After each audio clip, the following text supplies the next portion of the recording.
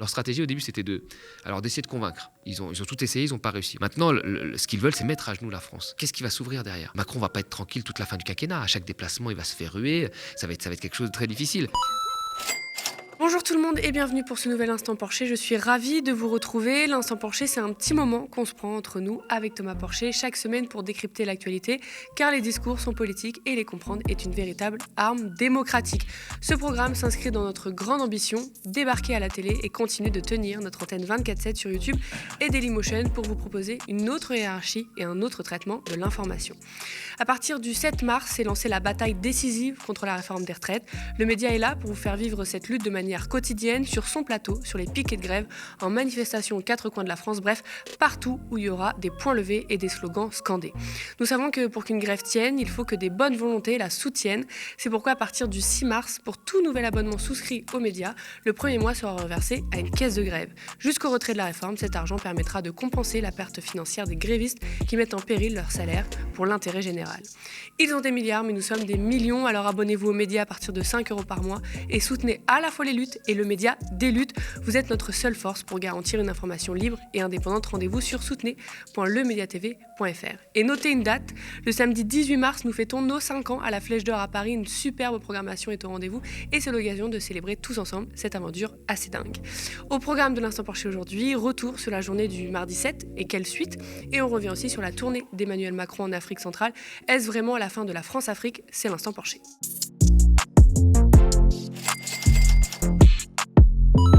La France bouge, manif, bloc. Mardi 7 mars, 3,5 millions de personnes ont manifesté en France. Selon la CGT, 1,28 million selon la police. Dans les deux cas, il s'agit de la plus grande mobilisation sociale depuis plus de 50 ans et même peut-être la plus grosse mobilisation sociale de l'histoire de France, selon Alessio Motta, enseignant-chercheur spécialiste des mobilisations et animateur du site mobilisation.org.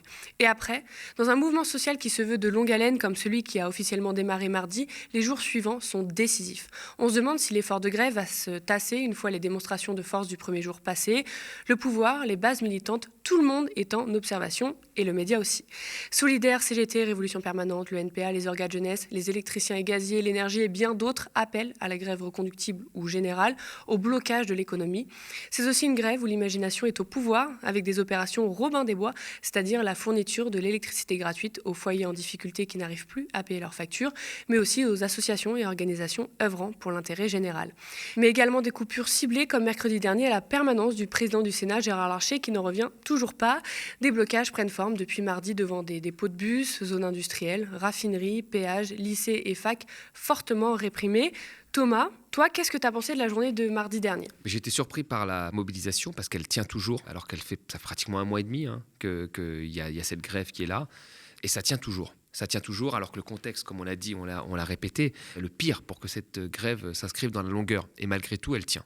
Il y a une perte de pouvoir d'achat massive, il y a de l'inflation, il y a eu les vacances scolaires, il y a eu tout un tas d'éléments comme ça à rajouter à la mobilisation, mais ça tient toujours. C'est vraiment ça la conclusion qu'il faut tenir. Les syndicats, l'union syndicale tient toujours. La population reste fortement opposée à cette réforme, toujours dans les sondages. La population soutient encore le blocage en majorité. Et donc la majorité des gens sont contre cette réforme. Et c'est ça qu'il faut retenir.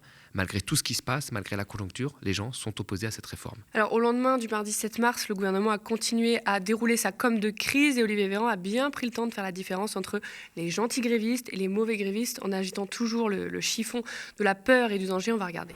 Nous entendons le message des manifestants, nous respectons les désaccords qui s'expriment dans la rue ou par la grève. En revanche, nous condamnons les tensions, les violences parfois qui ont pu émailler certaines manifestations hier, comme nous condamnons les coupures volontaires de courant qui ont pu conduire à évacuer ici un tribunal, là une université. Et nous condamnons les discours qui appellent à mettre notre économie à genoux, parce que ces discours-là sont irresponsables. Parce que la seule chose que nous voulons mettre à genoux, c'est le chômage. Donc le porte-parole du gouvernement dit bien que la porte est ouverte, enfin pas trop quand même, car l'intersyndicale ne pourra pas rencontrer Emmanuel Macron, mais Olivier Dussopt, le ministre du Travail. Et puis Solidaire l'a dit sur notre plateau, le gouvernement est arrivé avec son projet en main et ne bougera pas. Qu'est-ce que tu penses de cette communication du gouvernement basée sur les grèves, oui, les blocages, non ? Le gouvernement, il ne sait plus quoi avancer comme argument. L'argument, c'est de dire il y a eu le temps de la discussion, etc., alors que tout a été fait pour qu'il n'y ait pas de discussion. Le fait de passer ce projet de réforme des retraites dans une procédure budgétaire à l'Assemblée nationale, c'était pour limiter les débats. C'était aussi pour faire en sorte que le texte présenté par le gouvernement, comme c'est une procédure budgétaire, ne bouge pas, parce qu'en fait, on aurait voté l'article 7 ou 8, ça ne changeait rien. Le texte allait, comme il a été écrit par le gouvernement, au Sénat.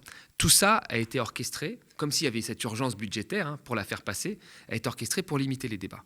D'accord ? Et d'ailleurs, il faudra s'interroger d'un point de vue constitutionnel comment on peut utiliser une procédure budgétaire pour quelque chose qui n'est pas si urgent. Parce que là, finalement, les rentrées budgétaires supplémentaires qu'on a, ce n'est pas quelque chose d'urgent en réalité. On peut utiliser cette procédure quand il y a vraiment besoin d'argent à un moment T et on l'utilise. Là, c'est pour une réforme structurelle plutôt, qui aurait nécessité beaucoup plus de temps de débat, etc. Mais le gouvernement ne voulait pas ça. Donc déjà, dans la forme, le débat était biaisé. Ça, c'est la première des choses. La deuxième des choses, c'est que le gouvernement, sur des points essentiels, comme les 64 ans, il a dit qu'il ne bougerait pas. Il a dit qu'il ne bougerait pas. Et même ce qui avait marqué au début du texte, c'était que, grosso modo, tous les amendements, tout pouvait être discuté, sauf ce qui remettait en cause l'économie de plus de 10 milliards. Donc, on est dans un cadre où il n'y a pas de vrai débat. Donc, c'est le gouvernement qui pousse à la radicalisation. Je veux dire, quand on voit les sondages, alors on peut dire toujours que les sondages sont fiables ou pas, mais quand on voit la continuité de sondages que l'on a, semaine après semaine, qui montre qu'il y a toujours un fort soutien de la population aux grévistes et que les gens sont plutôt opposés à ça, quand on voit que malgré toutes les conditions très difficiles, on reste toujours à des seuils très élevés de mobilisation au jour de grève. C'est quoi l'étape d'après ? C'est une forme de radicalisation. Sinon, le gouvernement n'entend pas. Et là, malgré tout ça, les syndicats demandent à être reçus, officiellement, ils demandent à être reçus par le président de la République, ce qui devrait être le cas. Et là, il n'y a pas de réponse. Donc le gouvernement n'a pas envie de négocier, n'a pas envie de discuter sur cette réforme, on le sait depuis le début. Et le gouvernement qui fustige, qui diabolise une forme de radicalisation du mouvement. Qu'est-ce que tu penses de cette affirmation ? Je vais rejoindre ce qu'a dit Laurent Berger. En fait, il ne fustige pas, il entraîne cette radicalisation. Parce que quand on regarde le mouvement des Gilets jaunes, qui était un mouvement qui avait toute raison d'être, qui était basé quand même sur une série de politiques qui avaient été faites en faveur des très riches et une taxe qui concernait la majorité de la population. Le mouvement des Gilets jaunes, il y a eu des manifestations qui n'étaient pas encadrées, les interlocuteurs, il n'y en avait pas, et très rapidement, il y a le gouvernement qui a lâché plus ou moins, mais qui a quand même lâché 10 milliards et arrêté son programme de réforme pendant un petit temps, organiser le grand débat, etc. Donc il y a eu une espèce de pause. Là, on a quand même des syndicats qui représentent tous les travailleurs, qui sont unis, qui demandent à dialoguer, et on ne veut pas dialoguer. Donc, qui est-ce qui cherche la radicalisation ? C'est très simple de fustiger la radicalisation. Qu'est-ce qui la cherche ? C'est le gouvernement. Et là, en fait, il n'offre qu'une seule voie pour que ce conflit se règle. C'est que les syndicats, c'est ça qu'ils veulent, aillent sur la radicalisation pour après fustiger et dire « Ah, c'est pas sérieux, regardez ». Le gouvernement, en fait, il ne fustige pas, il encourage cette radicalité. Et là, on en est tous là aujourd'hui, c'est que personne ne peut croire qu'une énième grève fera plier le gouvernement. On est en train de monter petit à petit en pression. Et c'est le gouvernement qui cherche ça. Plusieurs interpros, syndicats et mouvements, dont 5 fédérations CGT, Port et Doc, Cheminots, Industrie chimique, Verre et céramique et Mines énergie, ont appelé à mettre l'économie à genoux. Qu'est-ce que tu en penses ? Et je pense qu'ils ont raison, puisque c'est la seule voie qui est ouverte. Quand ils disent ça, ils ont raison, puisque on l'a déjà dit ici, aujourd'hui maintenant tout le monde le dit, c'est largement admis, c'est que Macron ne cédera que quand le patronat lui demandera de céder. Pas parce qu'il a un lien particulier avec le patronat, même qu'il lui a quand même offert beaucoup de cadeaux fiscaux, mais c'est qu'à un moment, l'impact sera tellement fort sur l'économie, avec tous les sacrifices que ça engendrera, et personne ne veut ça. Personne ne veut ça. Les syndicats ne veulent pas ça, ils l'ont répété. Ils veulent discuter, c'est ce qu'ils veulent. Personne ne va arriver à une telle radicalité, mais c'est ça qui amènera à Macron à discuter et à peut-être céder sur le projet, parce que finalement, ce projet-là, je veux dire, il dit qu'il l'a présenté dans son programme. C'est vrai qu'il en a parlé, pour séduire plutôt la droite, soit dit en passant, parce que c'est le seul élément qu'il a avancé de son programme. Il est élu face à Marine Le Pen, où des gens ont voté pour lui et lui-même l'a reconnu parce qu'ils ont voté contre Marine Le Pen et pas pour son programme. Ensuite, il a une majorité relative, ce que nous n'avons pas vu, je crois, ça ne s'est pas vu pendant la Ve République, ou une rare fois, me semble-t-il. Donc il a tout pour lâcher un peu de laisse et se dire je n'ai pas été élu à tous les échelons démocratiquement pour appliquer ce programme en force. Donc il ferait bien de réfléchir, même Macron, à ce qu'il y a après. Parce que là, en fait, leur stratégie au début, c'était d'essayer de convaincre. Ils ont tout essayé, ils n'ont pas réussi. On l'a rappelé beaucoup de fois ici. D'avancer des arguments pour montrer qu'il y avait une forme de compensation avec la dureté du report de l'âge, avec les 1 200 €. Ça a été balayé. Maintenant, ce qu'ils veulent, c'est passer à autre chose. Donc on parle d'autre chose pour dire c'est fini, on passe à autre chose. Mais qu'est-ce qui va s'ouvrir derrière ? Enfin, je pense que Macron va pas être tranquille toute la fin du quinquennat. À chaque déplacement, il va se faire ruer. Ça va être quelque chose de très difficile. Et on ne sait pas sur quoi ça va aboutir. La colère sociale, on ne sait pas où est-ce qu'elle va arriver là. Donc il ferait bien de revenir à un peu de raison et de discuter. Parce que là, on voit bien qu'il y a quelque chose derrière de personnel. Il veut, c'est ce qu'on avait dit ici, il veut mettre à genoux la France. Comme Thatcher a mis à genoux les miniers. C'est ce qu'il veut. Mais je ne suis pas sûr que ce soit bon pour la France, parce que je ne suis pas sûr qu'elle soit complètement gouvernable après. Est-ce que les syndicats plus radicaux, même les mouvements plus radicaux, les mouvements étudiants et j'en passe, ne sont pas une frange nécessaire à ce combat très diversifié et peut ouvrir aussi le débat de le problème, c'est pas que la réforme des retraites, c'est la casse des services publics par le courant néolibéral depuis plusieurs années? Moi, je pense qu'il faut agréger plusieurs forces. C'est ce qu'on avait dit ici. Les syndicats resteront au cœur de la négociation. Là, ils sont unis, c'est une première. Ils ont appelé tous au blocage du pays, c'est une première.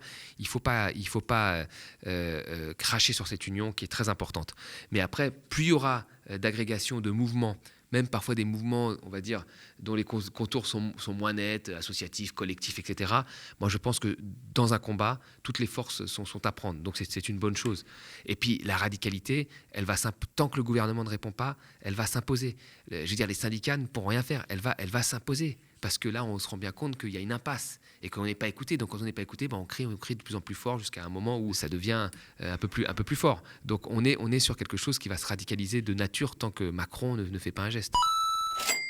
En pleine réforme des retraites, Emmanuel Macron s'est offert une petite tournée africaine. Le président est rentré le 5 mars après 4 jours où il a fait Gabon, Angola, Congo-Brazzaville et République démocratique du Congo. Emmanuel Macron y allait avec de grandes ambitions. C'en est fini avec la France-Afrique. L'ingérence est bienvenue, les nouveaux partenariats égaux et l'amitié. Résultat, une visite qualifiée de fiasco, infructueuse, de paternaliste. On a même parlé de Tintin au Congo.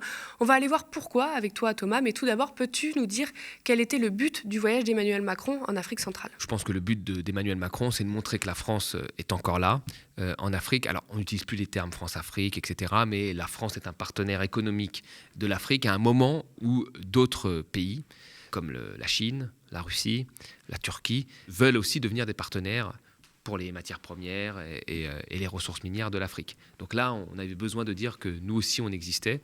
Et donc Macron a fait le déplacement, mais je ne suis pas sûr qu'à l'issue de ce déplacement, c'est vraiment servi les intérêts économiques, puisque c'est son but de la France. Moi, je pense que c'est même plutôt l'inverse qui s'est passé. Dans cette tournée, Emmanuel Macron a dit que c'en était fini avec la France-Afrique. Justement, on va écouter. Notre histoire commune, ici au Gabon, ne nous le cachons pas, c'est aussi celle de la France-Afrique. Et cet âge de la France-Afrique est bien révolu. Mais j'ai parfois le sentiment que les mentalités n'évoluent pas au même rythme que nous. Quand je lis, j'entends, je vois qu'on prête encore à la France des intentions qu'elle n'a pas, qu'elle n'a plus. On semble encore aussi attendre d'elle des positionnements qu'elle se refuse à prendre. Et je l'assume totalement. C'est pourquoi je préfère être très clair et explicite en vous retrouvant aujourd'hui. Au Gabon comme ailleurs, la France est un interlocuteur neutre qui parle à tout le monde et dont le rôle n'est pas d'interférer dans des échéances de politique intérieure. Et donc si je suis au milieu de vous aujourd'hui, avec le plaisir de vous retrouver, c'est précisément pour bâtir un partenariat équilibré sur les sujets de climat et de biodiversité, sur les sujets économiques, industriels, etc., de défendre nos intérêts, de porter des causes communes. Mais je ne suis venu investir personne, je ne suis venu témoigner que mon amitié et ma considération à un pays et un peuple frère. Mes chers compatriotes, chers amis, nous savons à quel point entre le Gabon et la France, ces liens sont puissants, dynamiques, passionnés, créatifs, innovants, entreprenants et en constante recomposition. Et vous êtes les premiers artisans de cette relation. Qu'est-ce que tu penses de ce discours-là? Enfin, il faut voir quand même l'histoire de la France avec ces pays-là. C'est des pays qui ont été en partie, sauf l'Angola, mais colonisés par la France ou par l'Europe. C'est des pays où la France a eu un avantage très fort pour utiliser en premier les ressources minières de ces pays-là. Enfin, il a été au Gabon et au Congo. Vous regardez le Congo, le premier opérateur pétrolier, c'est Total. Le Gabon également. Donc, c'est très simple de dire, en fait, après 50 ans d'utilisation des matières premières et des ressources de ces pays-là en faveur de la France, de se dire, maintenant, c'est fini. Oui, c'est fini. Au Congo ou au Gabon, le pétrole, c'est déjà fini. la plupart des réserves ont été utilisées. C'est des pays qui ont eu 50 ans d'histoire pétrolière. Aujourd'hui, on est sur du offshore très profond. Les réserves des gisements traditionnels s'épuisent. Et ils ont été épuisés majoritairement par une compagnie française. Donc c'est très simple, je veux dire, après la guerre, après tout, de dire, écoutez, en fait, finalement, la France-Afrique, ça n'existe plus, on a déjà tout pris. Oui, non, mais ça existe toujours. La réalité, c'est qu'il y a une relation. Maintenant, il y a des concurrents. Maintenant, les chefs d'État africains ne s'alignent pas systématiquement sur les positions politiques. On l'a vu avec la guerre en Ukraine, sur les positions politiques de l'Europe et de la France. Mais la France a vraiment forcé l'utilisation des ressources naturelles des pays africains. Bon, malgré ce beau discours que tient Emmanuel Macron, j'ai l'impression que ces vieux démons sont quand même revenus en République démocratique du Congo, où la France a moins mainmise sur le pays. Papa Macron, dans toute sa splendeur, on regarde.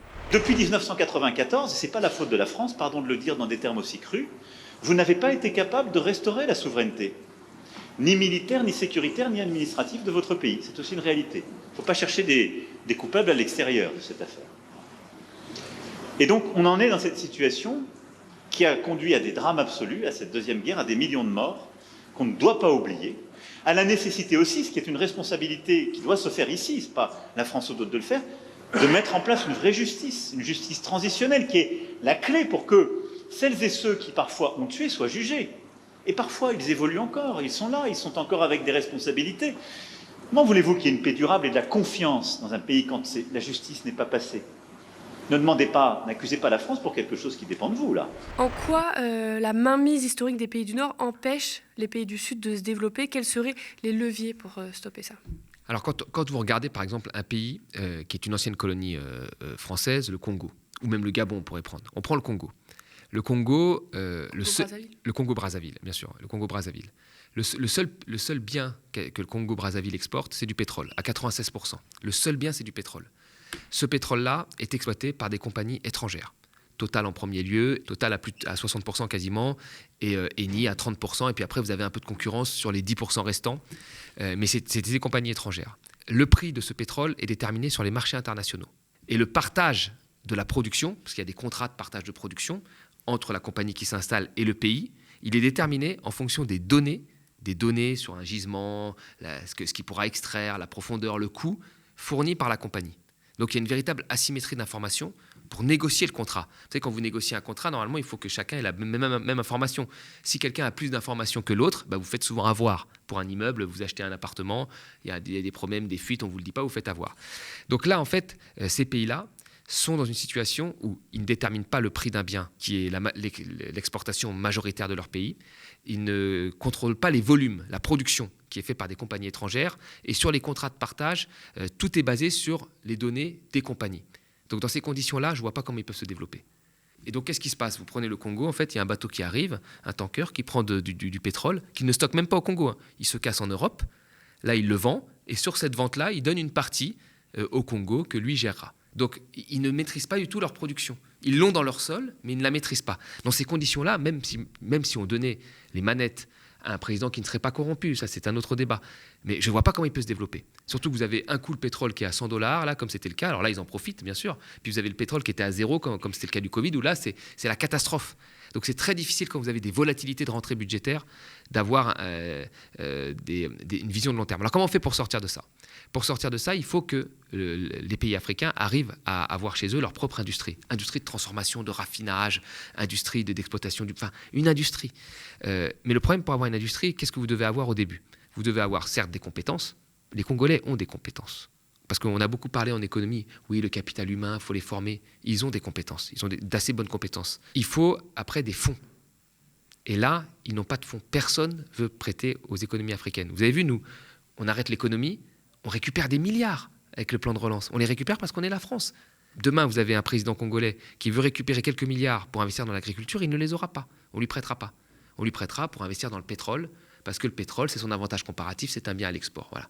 Et s'il n'arrive pas à voir les banques, qui il va voir ? Il va voir le FMI, le prêteur de dernier recours, et le prêteur de dernier recours va lui dire « je te donne de l'argent, mais tu te spécialises là où tu es le meilleur, donc le pétrole ». Et donc au final, on a des économies qui se spécialisent dans des biens qu'ils ne maîtrisent pas et qui deviennent des mono-exportateurs, quasiment des monoproducteurs. Comment voulez-vous que ça marche ? Ça ne peut pas marcher. Donc les conditions économiques, les conditions du libre-échange, les conditions de financement font que ces pays-là sont dans des trappes à pauvreté. et qu'ils auront du mal à s'en sortir. Donc si on veut que l'Afrique demain s'en sorte, c'est très simple de dire des bons discours, on n'est pas responsable et tout, on change les règles du jeu, on fait en sorte que ces règles du jeu permettent aux Africains de se lancer dans des plans d'investissement, dans l'industrialisation, avec les échecs que ça peut avoir. Mais nous avons eu beaucoup d'échecs avant de nous développer, énormément d'échecs, des taux de croissance très faibles. Et donc là, il faut permettre aux pays qu'ils puissent décoller dans les mêmes conditions que nous avons eues, nous, au départ. Mais ça, c'est un sujet tabou, il ne faut pas dire ça. Il faut leur donner les recettes toutes faites. Ce sont souvent des recettes imposées par le FMI qui profitent plus à nos pays qu'à leurs propres économies. Il y a un élément aussi qui montre cette mainmise et le fait que ça empêche l'autodétermination des peuples africains, c'est le franc CFA, Ouais. donc la monnaie de 14 pays du continent africain francophone.